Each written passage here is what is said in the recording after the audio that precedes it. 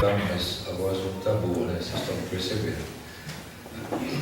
Deixa para fazer o solo um outro dia, né? Muito bem. Vamos ver se a gente consegue, né?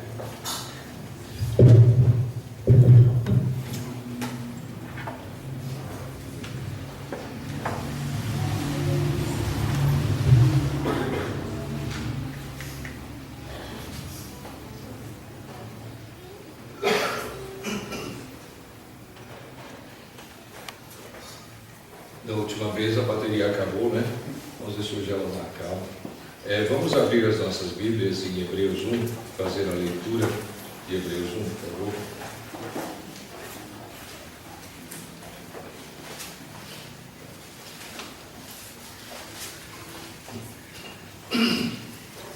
Gostaria de ler até o verso 4, Hebreus 1, de 1 a 4. Havendo Deus outrora falado muitas vezes e de muitas maneiras aos pais pelos profetas, nesses últimos dias nos falou pelo Filho, a quem constituiu herdeiro de todas as coisas, pelo qual também fez o universo. Ele que é o resplendor da glória e a expressão exata do seu ser, sustentando todas as coisas pela palavra do seu poder, depois de ter feito a purificação dos pecados, assentou-se à direita da majestade nas alturas, tendo se tornado tão superior aos anjos, quanto herdou mais excelente nome do que eles. Que o Senhor acrescente a sua bênção a esta leitura da Sagrada Palavra. Amém. Nós vamos durante um tempo estar pensando no tema que os irmãos estão vendo aí. Deus fala conosco. Realmente eu tenho me preocupado bastante com esse tema.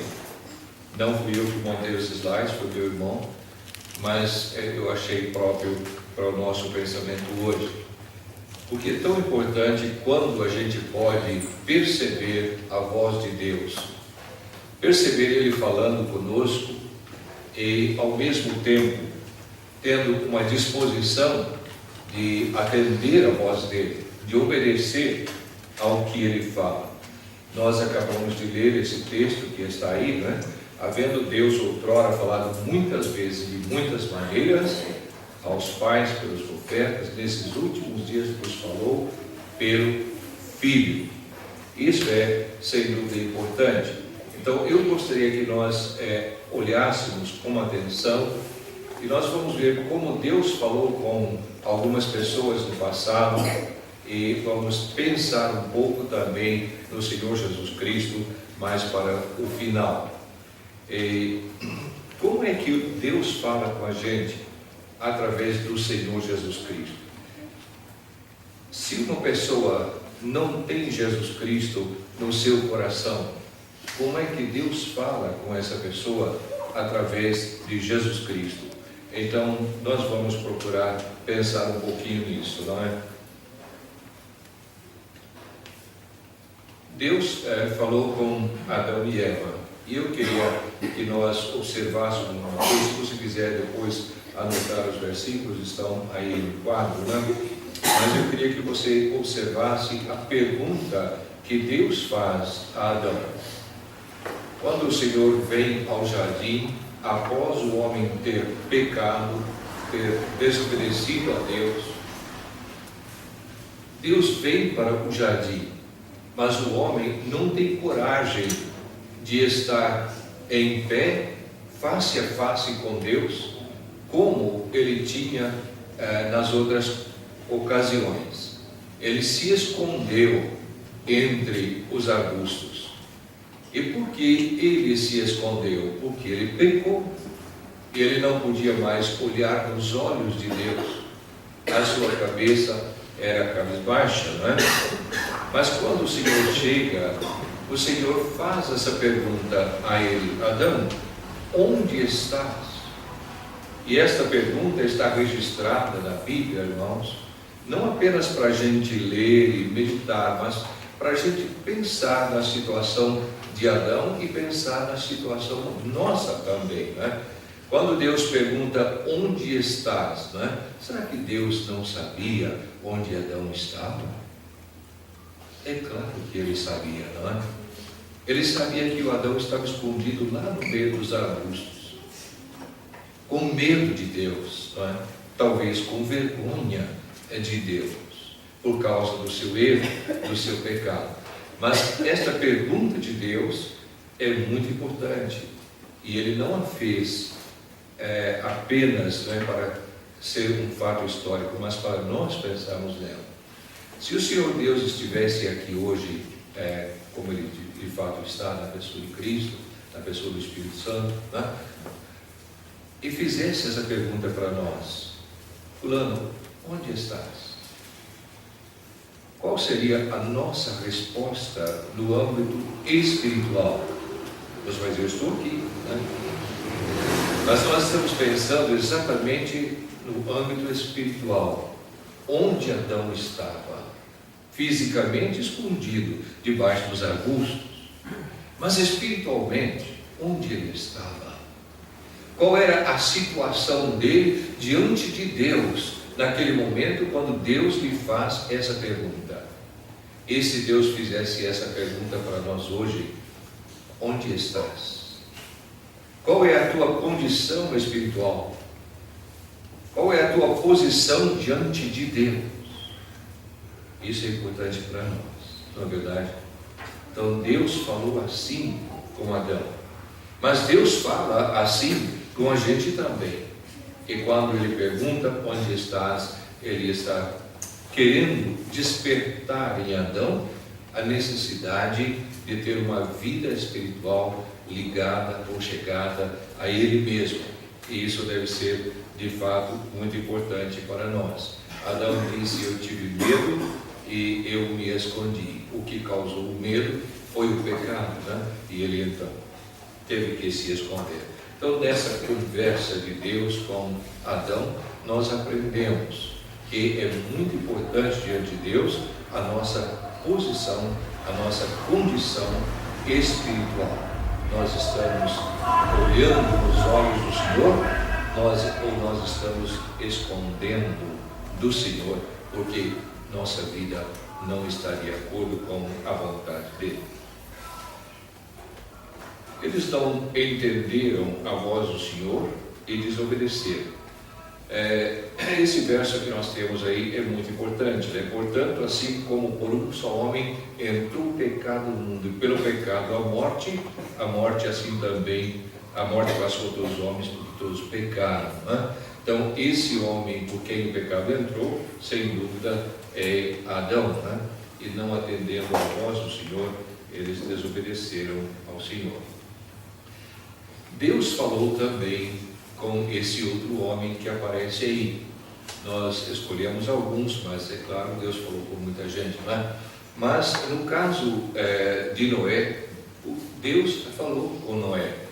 E nós vamos perceber agora que os fatos que nós vamos olhar agora exigem fé da parte da pessoa com quem Deus está falando, né? E o que Deus falou com Noé, né? Deus falou com Noé que ele ia trazer sobre o mundo um dilúvio, que ele ia destruir toda a carne, não é verdade? E por que Deus ia destruir toda a carne? Deus ia destruir tudo que tinha fôlego, né? Toda a carne, exatamente por causa do pecado. Eles eram carnais, né? Eles eram violentos, eles eram corruptos, e nessas três áreas o pecado dominava a humanidade antediluviana. Então o Senhor Deus resolveu que iria destruir tudo, mas Ele falou para Noé: faze uma arca, não é verdade? Agora, quando você pensa em Deus falando assim, faz uma arca, parece simples, não é verdade? Parece simples, mas até essa época não havia chuva na terra. Na verdade, a terra era molhada por um orvalho da madrugada, e era assim que a terra produzia. O orvalho molhava e a terra produzia, não havia chuvas. Mas Deus falou que ia chover, Deus falou que ia trazer o dilúvio sobre a terra e mandou Noé fazer a arca. E se fosse eu ou você que estivéssemos lá e Deus falasse conosco: olha, eu vou trazer um dilúvio aí sobre a terra, vai chover, vai cair água do céu, vai sair do abismo, então você faz aí uma arca, não é? E nós íamos dizer o quê? Nós íamos falar: Senhor, nunca choveu, isso nunca aconteceu. Ou nós íamos crer na palavra do Senhor? Se o Senhor falou, vai acontecer. Assim é a fé de Noé. Noé creu, e por isso ele colocou a mão na massa e ele foi construir aquela arca, seguindo as instruções que Deus deu. E ele fez a arca que salvou a ele, a sua família e um casal de cada um dos animais para a preservação conforme Deus havia determinado. E se você começa a pensar um pouquinho, você vai perceber que Noé tinha de fato uma fé excelente no Senhor. Ele confiava na palavra do Senhor, ele confiava no que o Senhor dizia, não é? E por isso ele fez a arca, porque havia dificuldade, né? Fazer uma arca no sol quente, não é? Enfrentar a zombaria do povo, a crítica do povo. Ninguém tinha visto chuva ainda, não é? E depois, como é que ele ia colocar os animais dentro daquela arca, fazer esses animais chegarem ali, não é? Eu creio que Noé não pensou em nada disso. Ele disse: o Senhor vai preparar todas as coisas, né? O Senhor vai fazer isso e eu somente vou obedecer a ordem dele. Então, Noé creu e Noé obedeceu. E isso é importante também para nós, né?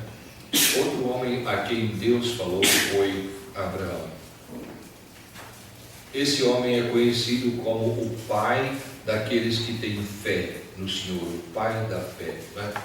Porque Abraão, diz o escritor aos Hebreus, creu em Deus. Em muitas ocasiões Deus falou com ele, chamando ele para sair da sua terra, da sua parentela, para ir para um lugar que Deus lhe indicaria, né? E ele saiu da sua terra sem saber para onde ele saiu, andando, né? E confiando que Deus ia conduzir ele, ia dirigir a sua vida, ia levá-lo à terra que Deus havia prometido. E isso é fé, é confiança na palavra do Senhor. Assim como Noé, agora Abraão também, ele confia na palavra do Senhor. A fé entra em ação, a fé na palavra do Senhor. Mas nessa ocasião, uma ocasião tão especial, né, que prefigura de fato a obra de Deus para a nossa salvação. E nós temos em Abraão o pai, nós temos em Isaac o filho, né? Nós temos no altar a cruz, e nós temos o cordeiro substituto, e ali nós temos então toda a cena da cruz, ali naquele monte ali, né? É maravilhoso. Mas pense bem, se você tem um filho único, não tem filhas, só tem um filho, e de repente Deus fala para você: fulano, vai a tal lugar e sacrifica o teu filho a mim. E aí, irmãos, o que nós faríamos? Isso não. O Senhor pode pedir qualquer outra coisa, o Senhor pode exigir qualquer outra coisa de mim, mas isso não é um sacrifício grande demais, não é verdade? Mas quando o Senhor falou com Abraão, irmãos, Abraão estava disposto. Sabe por quê? Porque ele exerceu fé no Senhor. Ele creu que o Senhor ia ressuscitar Isaac. Ele podia matar Isaac, Deus ia ressuscitar Isaac. E essa foi a fé dele. E novamente, em figura, isso aconteceu. Isaac representa Jesus Cristo que morreu e ressuscitou. Mas tudo isso é importante para nós, não é? Deus não vai pedir para você imolar o seu filho, com certeza não é? Mas se você fosse da Umbanda, se você fosse do Espiritismo mais profundo, talvez eles iam pedir para você sacrificar seu filho, para você ter contato com os demônios, né? Ter uma porta aberta para falar com um demônio. Então isso ia acontecer, e talvez você ia fazer isso para o demônio. mas para